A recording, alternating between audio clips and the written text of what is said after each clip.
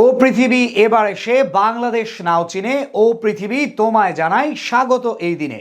বিজয়ের মাসে নতুন করে অর্জনের পতাকা উড়ালো বাংলাদেশ।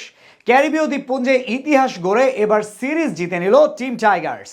শামীম পাটোয়ারির ঝড়ো ইনিংস, বোলারদের সম্মিলিত চেষ্টা, সব মিলিয়ে ছোট টার্গেটের বিপক্ষেও কুপকাত স্বাগতিকরা। ওয়েস্ট ইন্ডিজের বিপক্ষে ইতিহাস গড়া জয়ের বাকি গল্পটা শুনবো জিসান মাহমুদের রিপোর্টে। প্রথম ম্যাচ জয়ের পর আজ সিরিজ জয়ের মিশনে এক পরিবর্তন নিয়ে মাঠে নামে বাংলাদেশ। টসে হেরে ব্যাট করতে নেমে এদিন নিজের ব্যাটিং পজিশন পরিবর্তন করে ওপেনিংয়ে আসেন লিটন কুমার দাস, কিন্তু তবুও পাল্টায়নি তার দৃশ্যপট। ব্যর্থতার ধারাবাহিকতা আরও একবার বজায় রাখলেন টাইগার অধিনায়ক। আজ তার ব্যাট থেকে আসে 10 বলে মাত্র 3 রান। লিটনের ব্যর্থতার দিন একইভাবে ফেরত যান আরেক ওপেনার তানজিদ তামিম। পরপর 2 উইকেট হারানো বাংলাদেশকে আশার আলো দেখাতে থাকেন সৌম্য সরকার ও একাদশে ফেরা মেহেদী হাসান মিরাজ। দুজন মিলে চেষ্টা করতে থাকেন দলের বিপর্যয়ে হাল ধরার। তবে বেশিক্ষণ থিতু হতে পারেনি এই জুটি। দলীয় 39 রানে দুজনের মাঝে হয় ভুল বোঝাবুঝি, যার জের ধরে রান আউটে কাটা পড়েন সৌম্য সরকার। আজ তার কাছ থেকে আসে 11 রানের ইনিংস। তবে এক প্রান্ত আগলে রেখে রানের চাকা ধীর গতিতে সচল রাখেন মিরাজ। 10ম ওভারে আলজারি জোসেফের শর্ট লেংথের ডেলিভারি পুল করতে গিয়ে ডিপ ব্যাকওয়ার্ড পয়েন্টে ক্যাচ দিয়ে সাজ করে ফিরেন তিনি।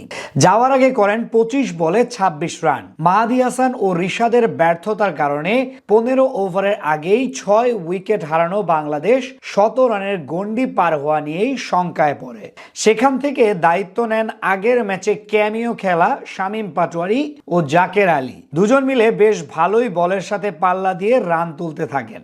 মাঝে ওবেদ ম্যাককোয়ের বলে লং অনে ক্যাচ দিয়ে 20 বলে 21 রান করে প্যাভিলিয়নে ফিরেন জাকের। বিপরীতে কিছুটা আগ্রাসীভাবে খেলতে থাকেন শামীম।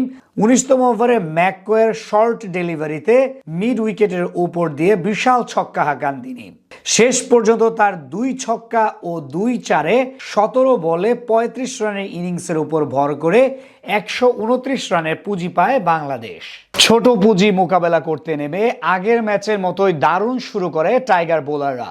ইনিংসের 3য় ওভারের প্রথম বলে ব্রেন্ডন কিংকে উইকেটের পেছনে ক্যাচে পরিণত করে সাজ ঘরে ফিরান তাসকিন আহমেদ, আর শেষ বলে আউট করেন আন্দ্রে ফ্লেচারকে। 2-4 ও 1 ছক্কা মারা চার্লসকে আউট করেন শেখ মাহাদি। পাওয়ার প্লেতে 4 উইকেট তুলে নিয়ে ততক্ষণে ম্যাচ জয়ের পাল্লা বাংলাদেশের দিকে নিয়ে আসেন বোলাররা। মাঝে রবমান পাওয়েলের ক্যাচ মিস করেন সৌম্য, তবে পরের ওভারে হাসান মাহমুদ আউট করেন এই বিধ্বংসী ব্যাটারকে। প্রথম 10 ওভারে 44 রানের বিপরীতে 6 উইকেট নেই স্বাগতিকদের স্কোরবোর্ডে।